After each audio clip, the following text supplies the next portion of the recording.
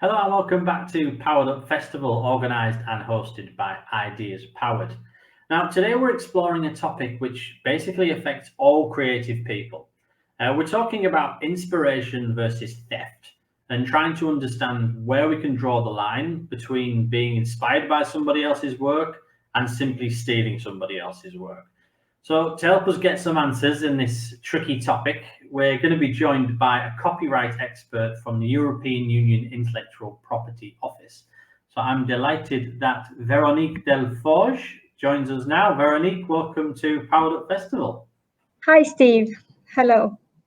Great to have you here. Now, we really need your help with this because it is a complex topic to explore. Yeah. So, I know that creative work is basically protected by copyright, but before we go any further, I think we should quickly define exactly what copyright is and what types of creative work it protects.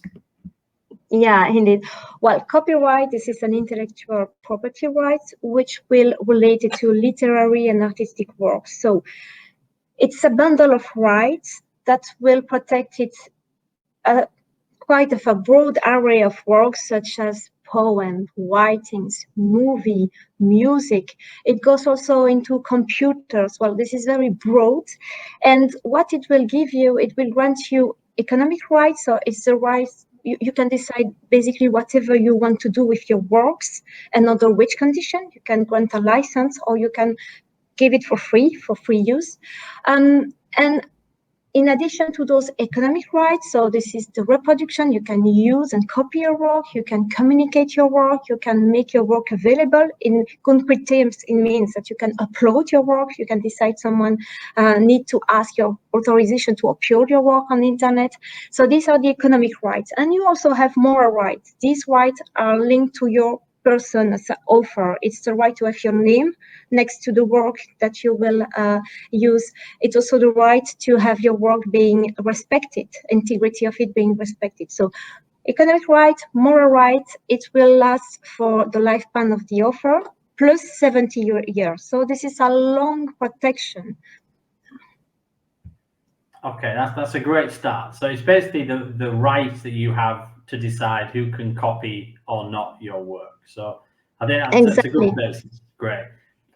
So when we first started talking about this topic on this session, so we reached out to our community and asked them exactly what we would like to cover in this session. And there was basically 3 areas that kept coming up over and over again. So I'm going to go through them one by one because I know that they're very important for our followers. So the first is to do with fashion design. So say I was a young fashion designer and I've identified a trend that's coming into season at the moment, and I want to release a fashion line on my own brand that kind of takes advantage of that trend. How can I do so without infringing the copyright of other designers? Yeah, that's a very good question. I think the first thing for the young designer to know is what actually is copyright protected in the fashion world, right? Because then they will be in a position to position themselves when it comes to the creative process. And the first challenge is that actually copyright protection arises automatically from the creation itself. And it's an issue in the sense that there is no registration. So there is no database, there is no registries where designer can go and check whether this is already protected or not. So this is the first thing which is a bit difficult for the practical day-to-day creative process.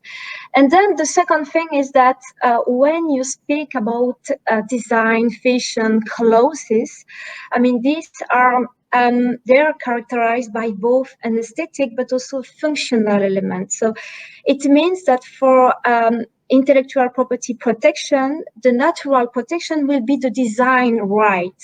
You will try to have a design protection of your design, and you will need to register it, etc. And it will protect the external appearance, right? But the designer, they would prefer to go for copyright, for the unique reason that this is longer. It's not only limited to 5 years, and also you don't need to register it. And the question was whether, okay, can a clothes, for instance, a glove, be protected both under design but also under copyright? And there were a lot of uncertainty across Europe. Until recently, where a judge at European level said that, yes, you can have a copyright protection on a clothes, so beyond the functional effect of the glove. So you can, for instance, not protect it, the shape of the glove, because it's determined by the anatomy of the curve of your hand. But if there are other, I would not say aesthetic, but other originality in the glove, you can protect it under copyright, right? So the difficulty is that it's very difficult to assess the condition for copyright protection when they apply to clothes or the design industry. The first criteria is the originality, as I said. Originality means author own intellectual creation. I will translate it. So for the court, there is originality when there is a personal touch, when the author express his free and creative choice. It means that, a contrario, there is no originality when the design is determined by a functional element. So let me explain you. It will only be the original feature of the design that will be protected, but everyone can copy, can get inspired on each of other features which are not original, which are functional utilitarian. This is the first thing. The second thing is that the court say not only original, it has also to be expressed in a form. This is the expression criteria under copyright, meaning that you can have ideas, you can draw on ideas of others, on fashion trends, there is no problem, but you cannot reproduce the way one idea has been expressed by a previous designer. And this is where it's very difficult to draw the line. So concretely speaking, I would be a young designer. I would, of course, try to work independently. I can draw inspiration for trends, from fashion trends, and of course, it makes sense that you can use ideas floating around. But I would just avoid from copying some things where you can see there is some originality behind that, right? So difficult to assess. It's a case-by-case assessment. National judge, whoa, they do that. They will look at the two designs and they will check the similarities. So the similarities between the two designs are the most important. If there are too many, if we can see that similarities are not only the outcome of a luck, then you can have some trouble regarding previous designer. This is a bit how it is. And last but not, just one little things, because it's important. Aesthetic affect or artistic value has nothing to do with copyright. So it's not because you do something very beautiful or whatever. No, it's really the originality for us all as such, as the free and creative choices.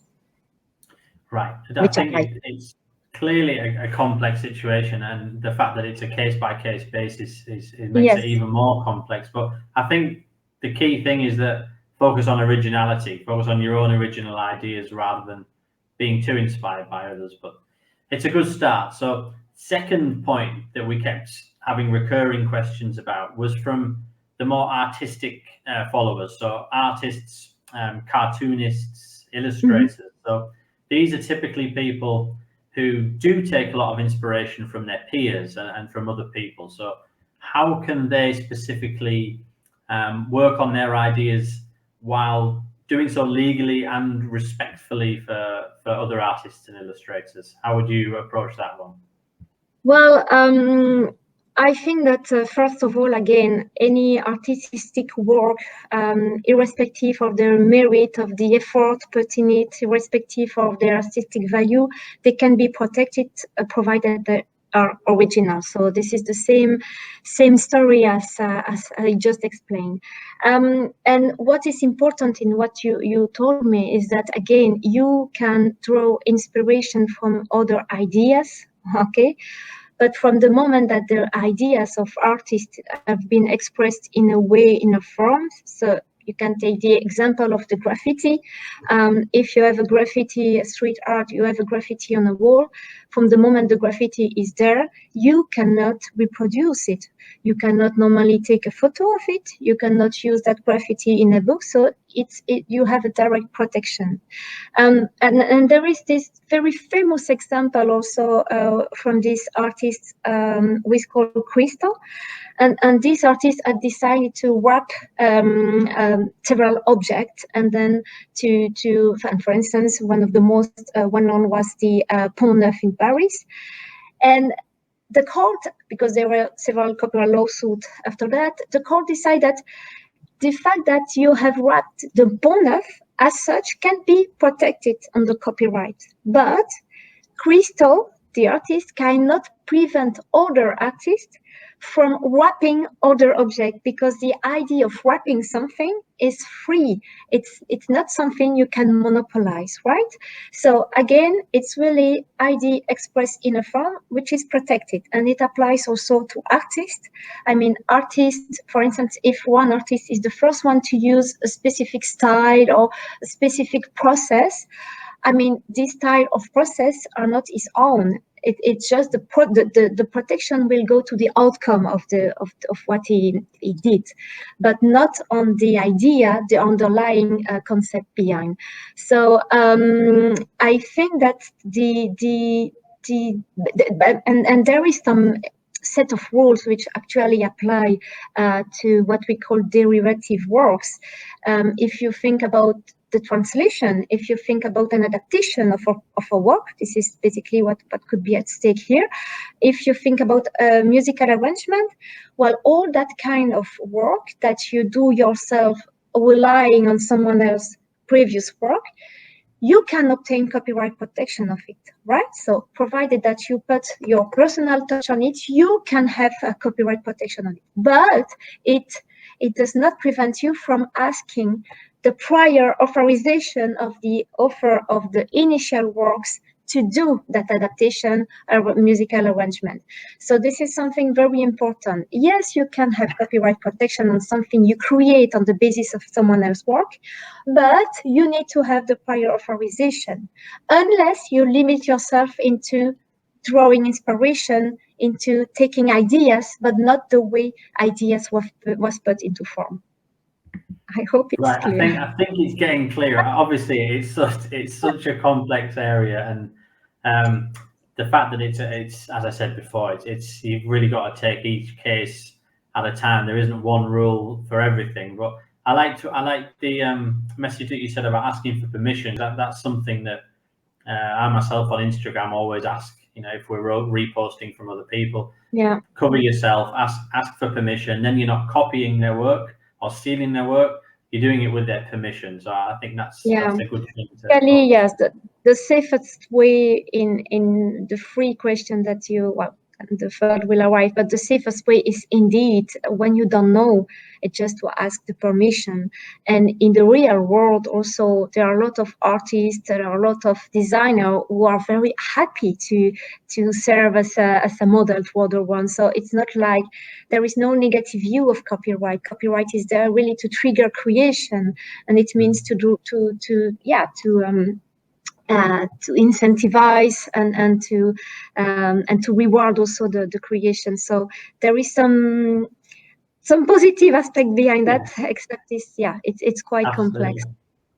Yeah, and I do. You touched upon it in my previous question to you, because the third area that I wanted to cover on this session that we had a lot of questions about was music. So from young musicians or DJs, or people just sampling tracks in their bedroom. So to what extent can they record a cover version of a song and upload it online? And can they sample other artists in their tracks and upload them? I imagine this is going to be a complex answer, but in general, is there any sort of advice that they can take to try and stay on the right side of the line? Yeah, let's start with the main principle. A sample is the reproduction of a fragment of music. And let's say that this is kind of, as I said, reproduction, even if it's in a fragment, this is already an act which falls under the copyright, economic right that I mentioned before.